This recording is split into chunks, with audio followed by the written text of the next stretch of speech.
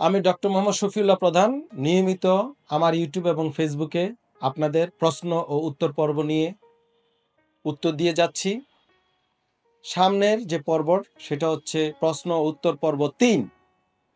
১ এবং ২ এর video already আমার ইউটিউব ফেসবুকে দেয়া আছে। যারা প্রশ্ন করেছিলেন সেখান থেকে উত্তর নিয়ে নিবেন এবং ৩ এর প্রশ্ন আপনারা কমেন্টগুলাতে ভিডিও লিংকের কমেন্ট এবং যে পোস্টারটা দেওয়া হয়েছে পোস্টারটার কমেন্টে আপনারা লিখবেন।